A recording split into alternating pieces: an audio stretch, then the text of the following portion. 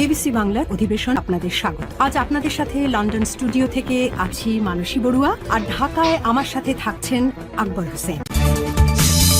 এই মুহূর্তের গুরুত্বপূর্ণ সব আপডেট নিয়ে শুরু করছি আজকের আন্তর্জাতিক সংবাদ।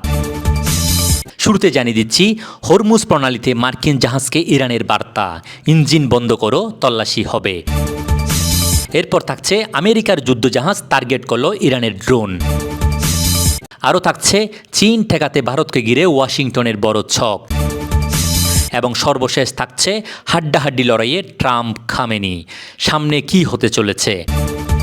এখন শুনছিলেন সংবাদ শিরোনাম, এবার বিস্তারিত শুরু করার আগে একটি অনুরোধ, ভিডিওটি ভালো লাগলে একটি লাইক দিন, বাংলা নিউজ ওয়ার্ল্ড ফলো এবং সাবস্ক্রাইব করুন এবং কমেন্ট করে জানিয়ে দিন আপনি কোন জেলা বা কোন স্থান থেকে আমাদের দেখছেন ও শুনছেন। হরমুজ প্রণালীতে মার্কিন জাহাজকে ইরানের বার্তা, ইঞ্জিন বন্ধ করো, তল্লাশি হবে। বিশ্বের তেল ও তরল গ্যাস পরিবহনের অন্যতম গুরুত্বপূর্ণ নৌপথ হরমুজ প্রণালীতে ফের চরম উত্তেজনার ঘটনা ঘটেছে। ব্রিটিশ সামুদ্রিক নিরাপত্তা প্রতিষ্ঠান ভ্যানগার্ড টেক জানিয়েছে, মার্কিন পতাকাবাহী তেলবাহী ট্যাঙ্কার স্টেনা ইম্পারেটিভকে ইরানের ইসলামিক রেভলিউশনারি গার্ড কর্পসের 6টি সশস্ত্র ছোট নৌকা ঘিরে ধরে। 3 জোড়া করে নৌকাগুলো ট্যাঙ্কারটির চারপাশে অবস্থান নিয়ে রেডিও বার্তায় ক্যাপ্টেনকে ইঞ্জিন বন্ধ করে তল্লাশির জন্য প্রস্তুত হতে নির্দেশ দেয়। তবে নির্দেশ অমান্য করে ট্যাঙ্কারটি গতি বাড়িয়ে নিজ গন্তব্যে এগিয়ে যায়। ভ্যানগার্ড টেকের দাবি, জাহাজটি ইরানের আঞ্চলিক জলসীমায় প্রবেশ করেনি এবং পরে একটি মার্কিন যুদ্ধজাহাজের পাহারায় নিরাপদে চলে যায়। পাল্টা দাবি করে ইরানের সংবাদ সংস্থা ফার্স জানায়, একটি জাহাজ অবৈধভাবে জলসীমায় ঢুকায় সতর্ক করা হয়েছিল। চলমান উত্তেজনার মধ্যে এই ঘটনা নতুন করে সংঘাতের আশঙ্কা বাড়িয়েছে। আমেরিকার যুদ্ধজাহাজ টার্গেট করল ইরানের ড্রোন। আরব সাগরে কি যুদ্ধ শুধু সময়ের অপেক্ষা? আরব সাগরে নতুন করে ভয়াবহ উত্তেজনা তৈরি হয়েছে।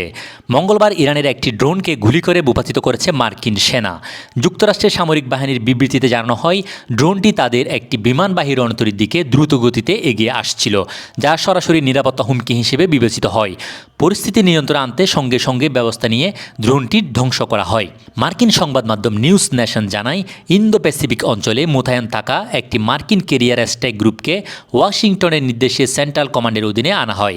গত 19 জানুয়ারি ওই রণতরী পশ্চিম এশিয়ার উদ্দেশ্যে যাত্রা করে এবং মালাক্কা প্রণালী পেরিয়ে ইরানের উপকূলীয় অঞ্চলের কাছে অবস্থান নেয়।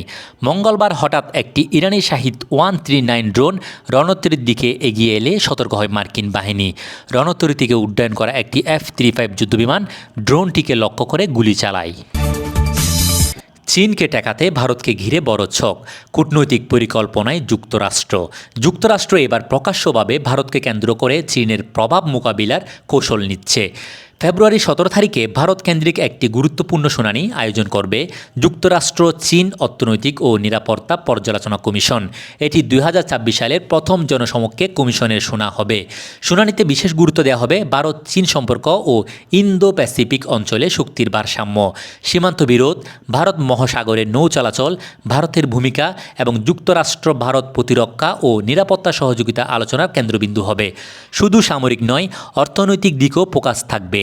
বাণিজ্য, প্রযুক্তি, সেমিকন্ডাক্টর, কৃত্রিম বুদ্ধিমত্তা ও ওষুধ সরবরাহ শৃঙ্খল। ভারতের আত্মনির্ভরতা চীনের প্রভাব কমাতে কতটা কার্যকর তা ওয়াশিংটন বিশেষভাবে খতিয়ে দেখছে। এই শুনানি ভারতের কৌশলগত গুরুত্বকে চিহ্নিত করে চীন মোকাবিলায় যুক্তরাষ্ট্রের পদক্ষেপের নির্দেশক হবে।